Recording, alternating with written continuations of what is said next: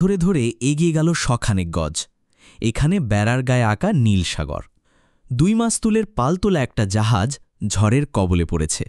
মাথা উঁচু করে দেখছে একটা বড় মাছ। সাইকেল থেকে নামল রবিন, হ্যান্ডেল ধরে ঠেলে নিয়ে এলো বেড়ার কাছে। হাত বাড়িয়ে মাছের চোখ টিপে ধরল। নিঃশব্দে ডালার মতো উঠে গেল বেড়ার গায়ে লেগে থাকা 2টো সবুজ বোর্ড। কয়েকটা গোপন প্রবেশপথের একটা সবুজ ফটক 1। সাইকেল নিয়ে ইয়ার্ডে ঢুকে পড়ল রবিন। আবার নামিয়ে দিল বোর্ড 2টো। কানে আসছে ঘটাংঘট ঘটাংঘট আওয়াজ। কোণের আউটডোর ওয়ার্কশপের দিকে চেয়ে মুচকে হাসল রবিন। ভাঙা মেশিনটা তো মেরামত হয়েছেই, কাজও শুরু হয়ে গেছে। মাথার ওপরে টিনের চাল, 6 ফুট চওড়া। টিনের এক প্রান্ত আটকে দেয়া হয়েছে বেড়ার মাথায়, আরেক প্রান্ত খুঁটির ওপর।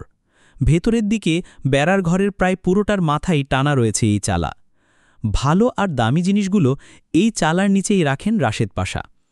এক পাশে খানিকটা জায়গার মালপত্র সরিয়ে তার ওয়ার্কশপ বসিয়েছে কিশোর। সাইকেল স্ট্যান্ডে তুলে রাখতে রাখতে একবার পেছনে ফিরে চাইল রবিন। দৃষ্টি বাধা পেল পুরানো জিনিসপত্রের স্তূপে। ইয়ার্ডের মূল অফিস আর কিশোরের ওয়ার্কশপের মাঝে বাধা হয়ে দাঁড়িয়েছে ওই স্তূপ। অফিসের রঙিন টালির চূড়াটা শুধু চোখে পড়ে এখান থেকে। মেরি চাচির কাচে ঘেরা চেম্বারটা দেখা যায় না এখান থেকে।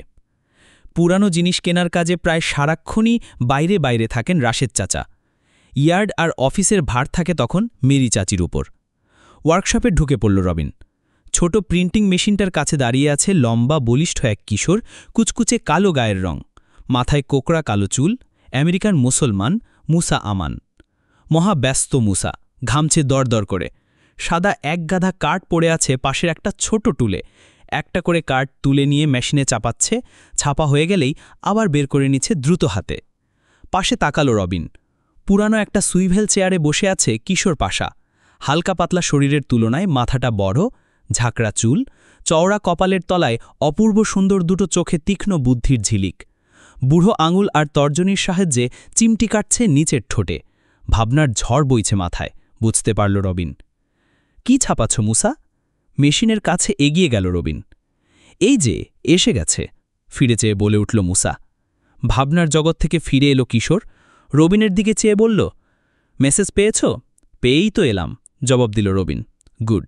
ভারিক্কি চালে বলল কিশোর। মুসা, একটা কার্ড দেখা ওকে। মেশিন বন্ধ করে দিল মুসা।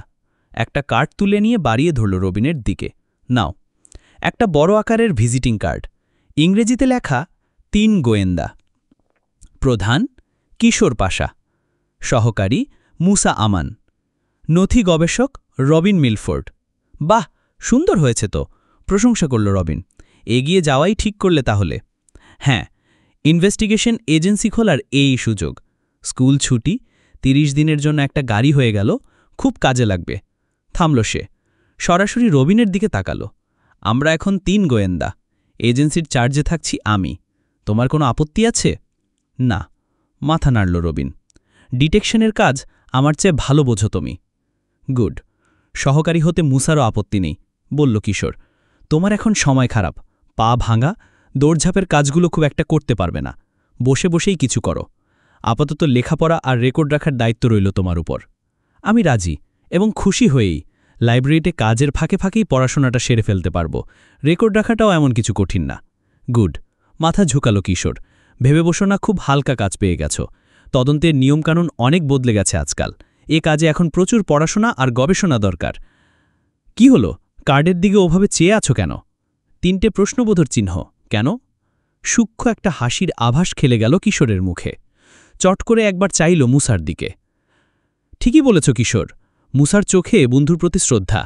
ঠিক অনুমান করেছ তুমি। কি জানতে চাইল রবিন। তুমি বলো কিশোর, গুছিয়ে বলতে পারবো না আমি। চিহ্নগুলো কার্ডে বসানোর অনেক কারণ আছে, ব্যাখ্যা করতে লাগল কিশোর। 1, রহস্যের ধ্রুবচিহ্ন ওই প্রশ্নবোধক। আমরা কার্ডে দিয়েছি কারণ যে কোনো রহস্য সমাধানে আগ্রহী আমরা। ছিচকে চুরি থেকে শুরু করে ডাকাতি, রাহাজানি, খুন, এমনকি ভৌতিক রহস্যের তদন্তেও পিছপা নয়। 2, চিহ্নগুলো আমাদের ট্রেডমার্ক। দলে 3 জন, তাই 3টে চিহ্ন। থামল সে, অপেক্ষা করে রইল রবিন। 3, লোকের মনে কৌতূহল জাগাবে ওই চিহ্ন। কেন বসানো হয়েছে জিজ্ঞেস করবেই, কথা বলার সুযোগ পাব তখন। এতে আমাদের কথা মনে থাকবে তাদের, নাম ছড়াবে অনেক বেশি।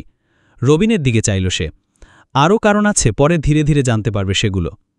আর কি কারণ জানার কৌতূহল হলো খুব, কিন্তু বলার জন্যে চাপাচাপি করল না রবিন।